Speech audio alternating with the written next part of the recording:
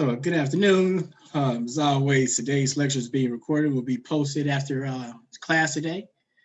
As we continue on our discussion from the first half, and even though the final exam will not be cumulative, meaning that information that we covered in chapter 4 or chapter 2 will not be appear in the exam. The textbook is written in a way where, again, all these things connect together. So as we've talked about, the purpose of corrections and the structure of the prison system and the purpose of that structure, keep this in mind as we go to chapter 7, the prison experience from both a male and female perspective. As always, you want to get a sense of what you want to know at the end of each chapter, and those details are laid out here.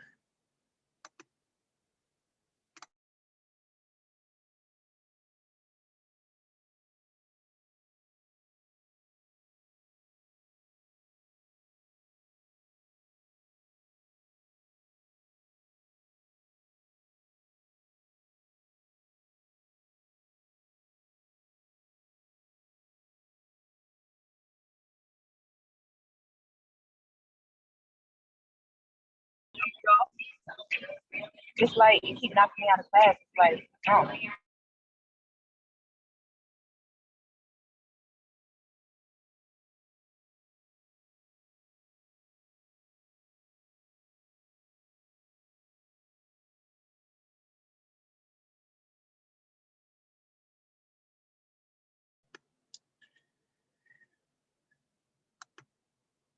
So as you go through this, make sure that you test yourself to get a sense of how well you understand some of the material. Obviously, we won't get through all of this today, so make sure that you're reading on course.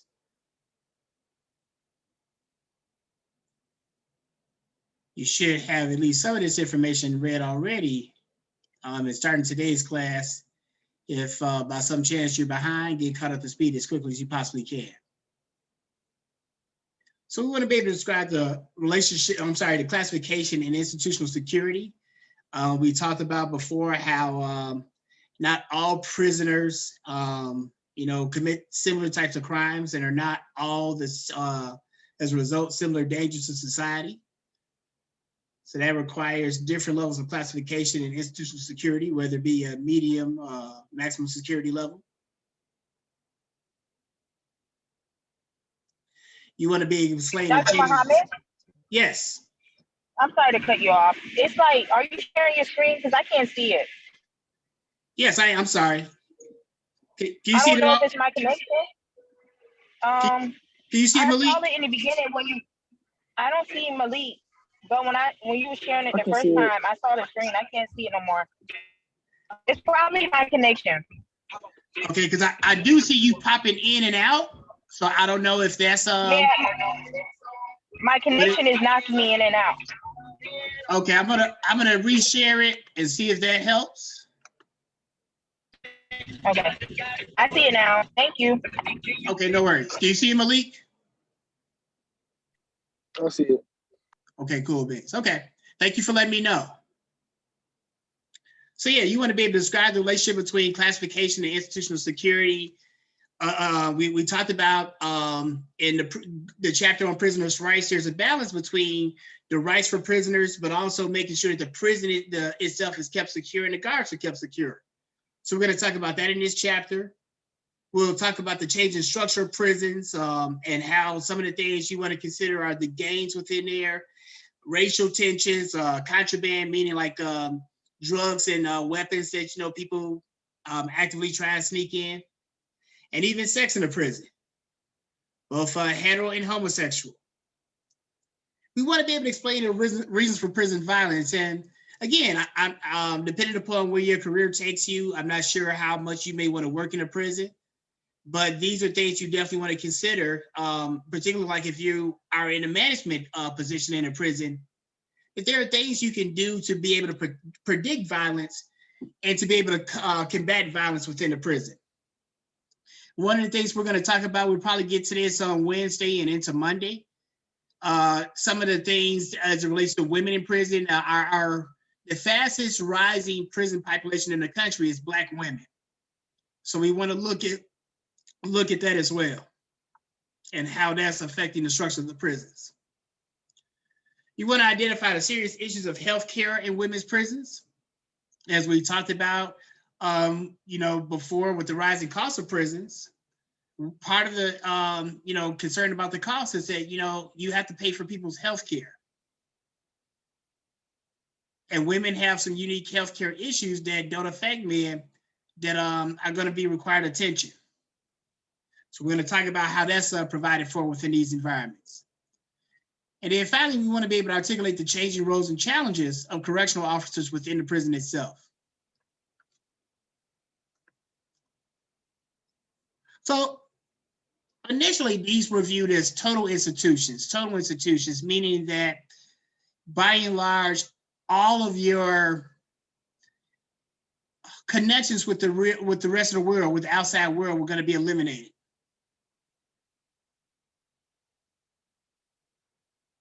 We talked about through some of the areas of reform, they would do things for prisoners like make sure that they have access to a law library, allowing them to get a GED, as we see a high level of people in correctional facilities have not completed high school. And if we send them back out here without a high school degree, it's going to make it more difficult for them to not return. Mental health services, things of that nature. But the 1994 crime bill, introduced under the presidency of Bill Clinton, eliminated a lot of these frills. They wanted people to feel what are called the pains of imprisonment, This has all the makings. And again, you don't want to prepare for the class, and more importantly, prepare for your careers in the criminal justice field. You don't want to prepare for this just by trying to memorize class notes. Please hear me on this. You want to make sure that you have a true understanding. Most of you all do. So when we talk about the pains of imprisonment, these are things that are pretty straightforward and intuitive. But this is definitely something that you might see on a short answer or essay portion of the final exam.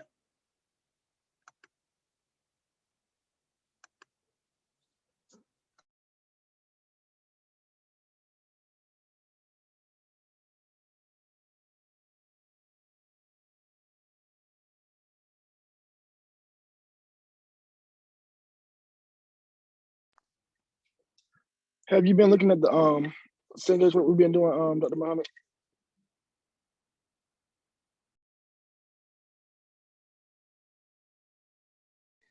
I apologize. Say again. I asked, have you been looking at the Cengage work we have been doing online? The signature? The Cengage work.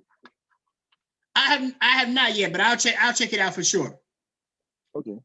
And I will still give you all extra credit for that. I think it's a really good opportunity and exercise to do that will help you understand this information a lot better. Yes, sir. And also help make you aware of what you don't understand. It's totally okay not to get this stuff all at once. That is not an expectation that you read this stuff or you hear it once or twice and voila, you got it all down packed. That is not an expectation. At least it's not one for me. I hope it's not one for you all. But there is an expectation that you make efforts to really engage this work and really try and get a good understanding, because this is important, because there are so many people that go into criminal justice work that don't really have a foundational understanding of the purpose of the system and what it's designed to accomplish.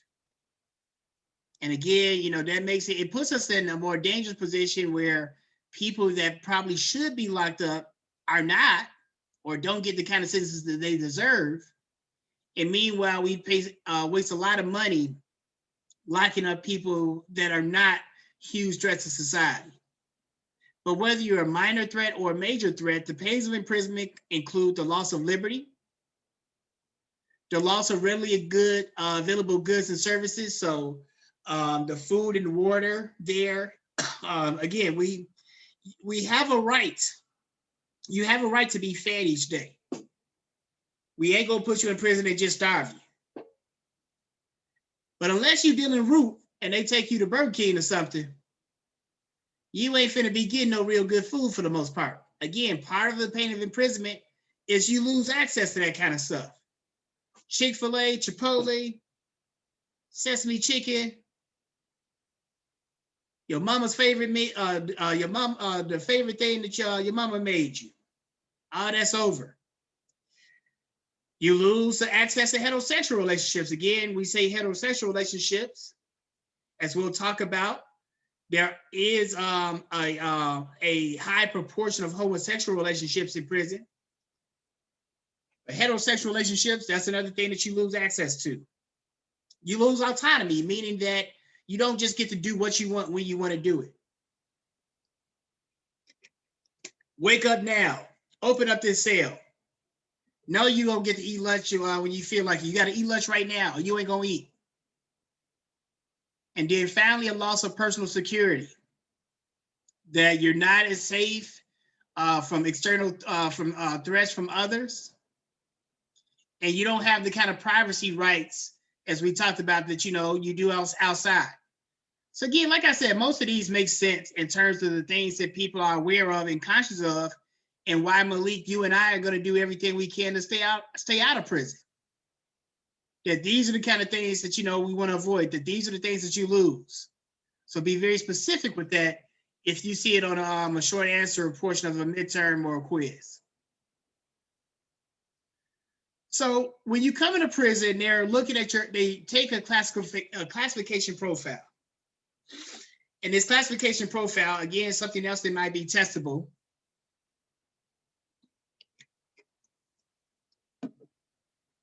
Consists of the following.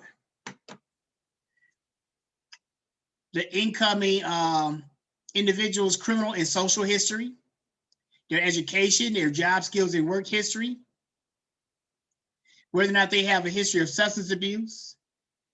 We got to know their health issues. Are they diabetic? Are they asthmatic? Do they have HIV? Are they schizophrenic?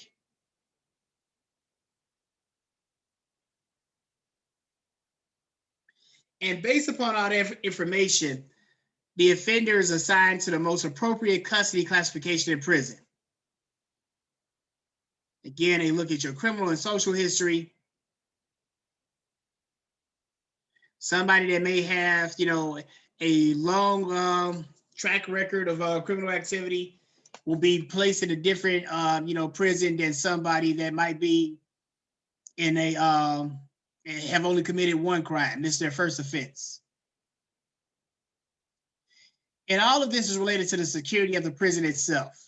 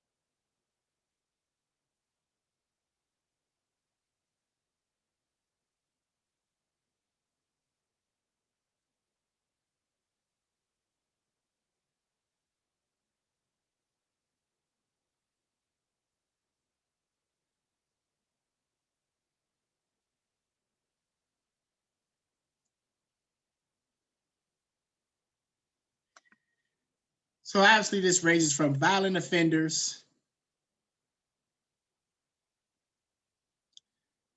to offenders with mental health disorders. But the challenge with this, and again, one of the disappointments with the paper is our unwillingness to make kind of the critical connections with some of this information. In that by locking everybody up and saying that, hey, we're going to lock everybody up, whether they're a violent offender or whether or not there's somebody that did some graffiti or, bounced a check, We're going to lock everybody up just the same. The problem with that is that your prisons get overcrowded very quickly. And it becomes a lot more difficult to separate people based upon, again, their classification.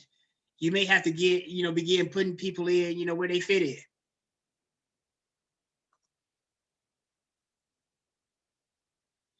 And that becomes problematic when you have people like Nick.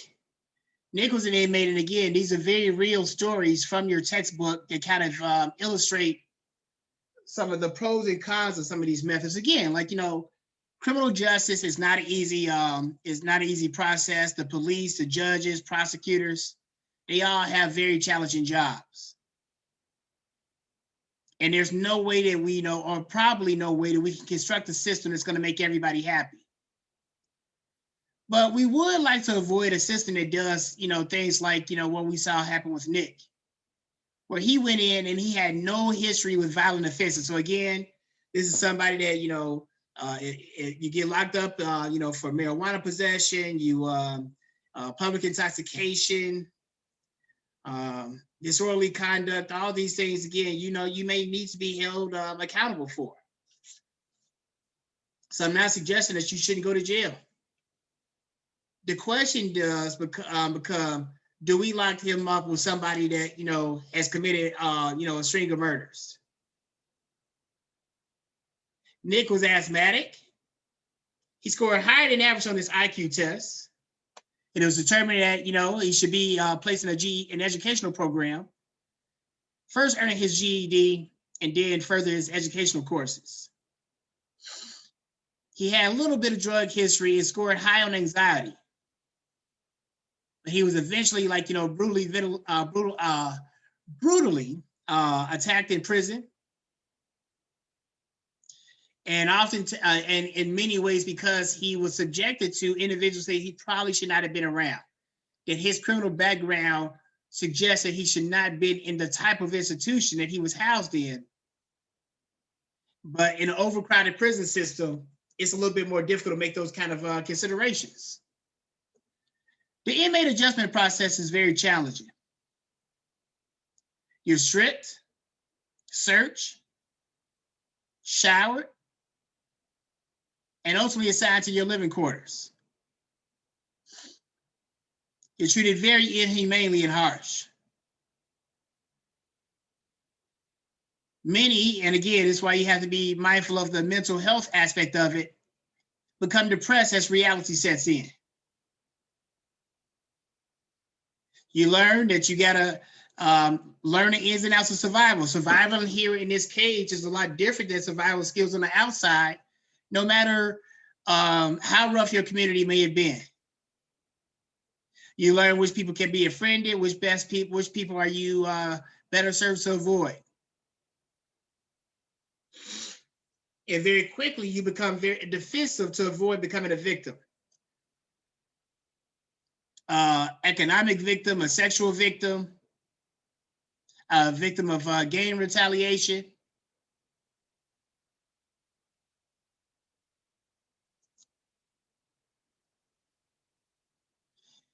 So looking at the mental health in particular, we know statistics show us that more than half of all prison and jail inmates have mental health problems. One of the things that, again, I don't think that we're going to see anything like defunding of the police. That's not going to happen, I don't believe. And it probably should not. Police can be useful. Good law-abiding police can be useful. But where we maybe need to readjust things is the type of issues that we have police focus on. That one of the things that we're trying to do, and this will probably be beneficial for you, and I would encourage you, Malik, personally, to keep an eye on this as somebody that will have skills in both mental health and criminal justice, that people with skills like that are going to be increasingly more valuable for criminal justice systems in our country. But a lot of times, somebody may be having a bipolar episode or something like that, and as opposed to sitting there like a human service worker, they said a police officer who they just don't have the skill set to deal with that. So one of the things that's being urgently called for is to have more mental health professionals deal with some of these issues as opposed to locking people up. Because again, what this suggests, when you have more than half of our prisoners having mental health problems, and again, even if you got a mental health problem, it does not mean that you get to break the law. Don't get it twisted.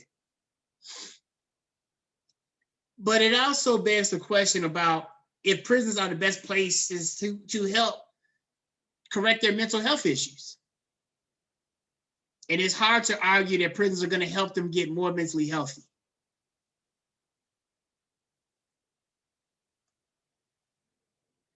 There is an inmate culture within the big house. And again, this is something that you want to familiarize yourself with quite thoroughly in preparing for the exam. And I'll leave up here for you briefly.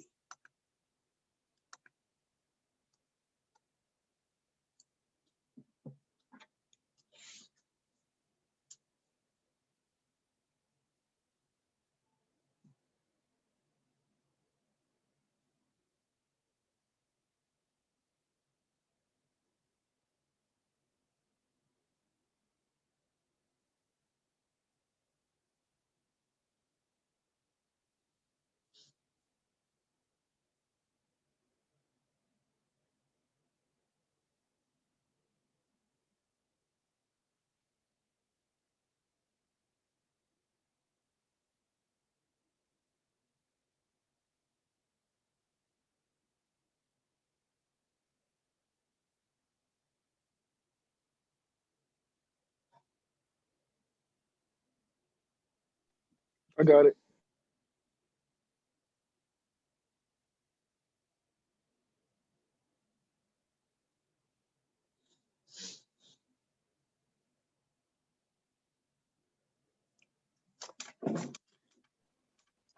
I got it, Dr. Muhammad. Yes, sir.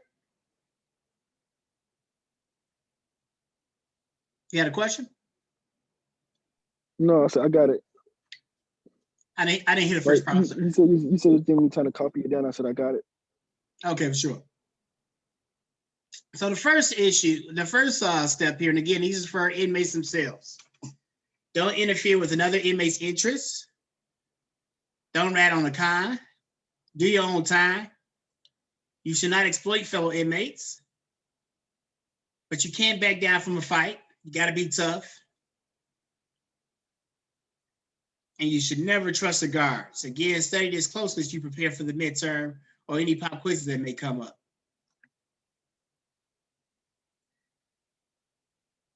But there is a level of codependence. You want to have a code that's functional, again, not only to prisoners, but to the administrators themselves. Because again, like, the inmates obviously are not happy that they have to be there. Oftentimes the guards are not happy that they have to be there and tend to you. So between the two factions, there does come like a kind of agreement that at some point it's like, we got to find a way to like work together. No matter how much we may, like or dislike each other or like the situation, we are codependent upon one another, that your peace of mind and safety in this space depends upon, what we do as inmates and what you all do as guards. So it encourages each prisoner to like, look, just serve your time. Don't create any problems.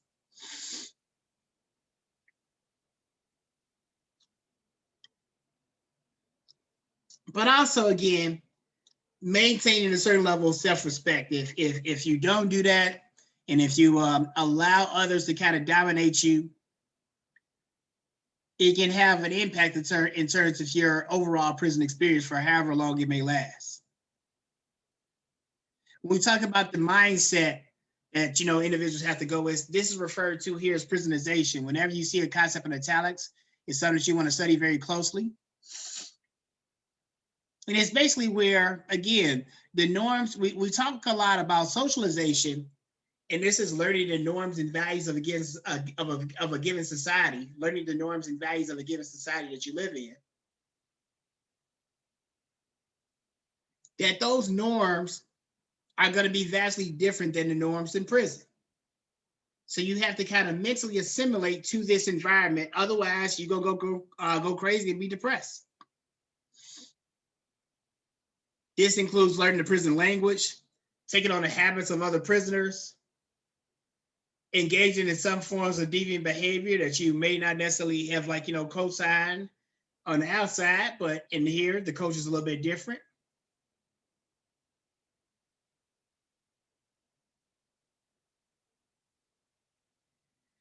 And by some notions, like as many as 20% become completely prisonized, where, as we talked about in the first half of the class, at some point, ideally, people are going to be released back into society. And they want to be able to adapt, and function within the norms of their society.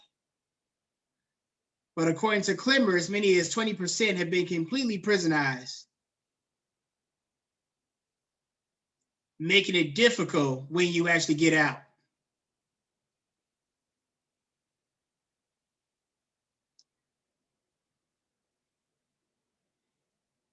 We talked about culture and sociology a great deal. These are principles, values, and norms of a given society that are passed down from one generation to the next.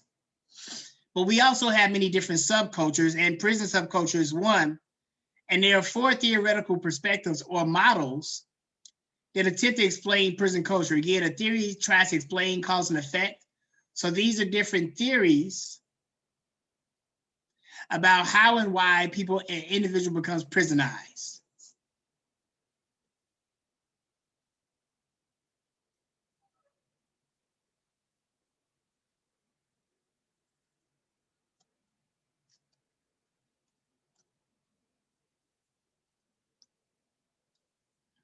So one of the things that guards have to really be mindful about are what they refer to, and this is a technical term, the security threat group. And this is exactly what it sounds like, a group that may threaten the security of the prison.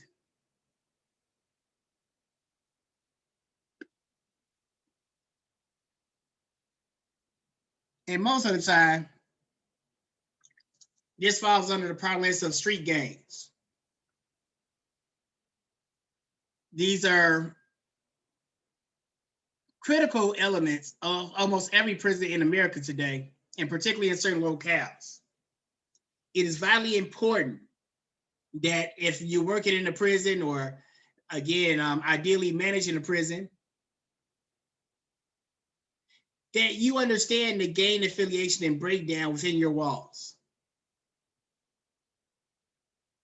Some of the major prison gangs that are talked about in this text include the Mexican Mafia, the Black Guerrilla Family, the Crips, the Texas Syndicate, the Nazi Lowriders, the Conservative Vice Lords, and the Black Gangster Disciples, amongst others.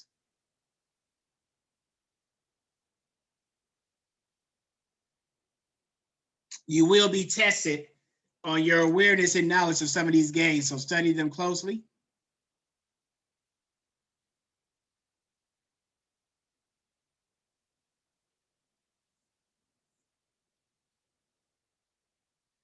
And in a lot of these prisons, again, even though you have the prison guards and wardens, it will be a mistake to underestimate the considerable amount of power that the gangs have themselves.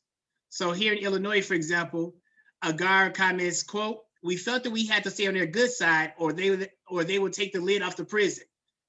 This doesn't mean that they couldn't get control of the prison and wouldn't ultimately be able to win out. They got a lot more weapons and reinforcement than the prisoners will have. So it's not like the prisoners, if they do a riot or something like that they're going to win per se. But it's also like it's more trouble than the prison guards, than it's worth to them. So rather than even go through all the drama, they just rather, again, stay on their good side. They don't want to piss the gangs off. And you see here in Illinois where the Gangster Disciples are amazingly powerful. Again, with the under the headings of folks like Larry Hoover, but other gangs as well. The Vice Lords, El Rukins. I got a lot of Jews, the Latin Kings.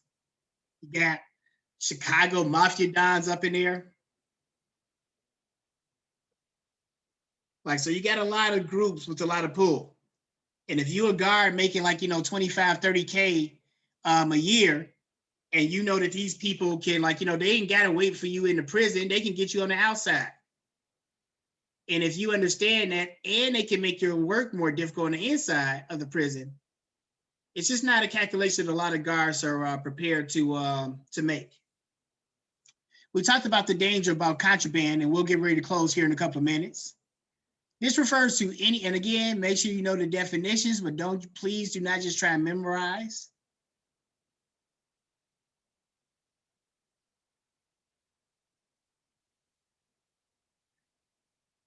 Any unauthorized substance or material possessed by inmates. This can include weapons,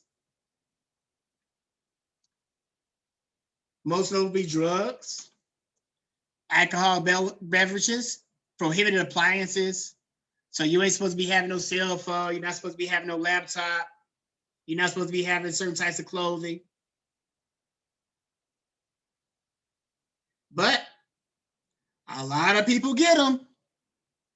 Again, I worked in and near a prison when I was in undergrad myself. And I was just amazed at like, the amount of marijuana that people got into the prisons.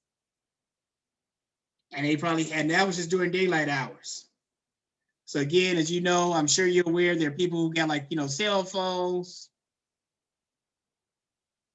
dope meals. Have you ever by chance seen the film Goodfellas? No, Say it again. I haven't. For sure. This food is mainly, well, I shouldn't just say food. These products can be brought in by visitors, even though, again, you're supposed to get patted down and, thoroughly searched and go through a machine when you go into a prison. People still get stuff in. And then most increasingly, much like, the drugs in our country, you have a lot of like, officials who can stop, who are hired to stop these things that end up on the tape or paid to look away. But as I told you before, a lot of times they're not making a greatest amount of money. So if some, gang kingpin is willing to give them a nice little bump for bringing in a few goods, particularly if it's goods that are not going to like endanger anybody. They're not going to bring you like, a shotgun or nothing. But if it's something to like, make your stay a little bit more tolerable, they will be willing to do that.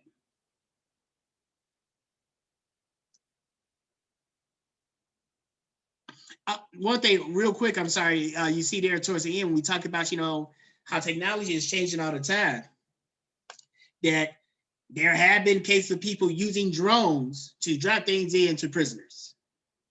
So again, there are more and more things that, wardens and prison guards have to be aware of. When we talk about some of the challenges of prison life, one of the most important that, guards have to be mindful of is sexual assault. For many years, this was kind of, and still in many ways, has been kind of overlooked. We, as a country, as a society, we don't care very much about prisoners. We don't care very much about keeping them safe.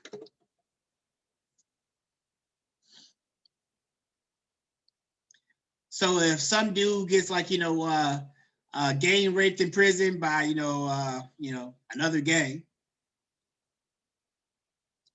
oftentimes the guards and the public were not very concerned about that. But if it's your child, if it's your brother, your cousin, you'll be a bit more concerned. And I would hope that people will be concerned because, as we talked about, it can easily be any one of us going to jail or prison. Almost everybody breaks the law at some point, as we talked about. So the Prison Rape Elimination Act was designed to protect, people that found themselves in that position from sexual assault.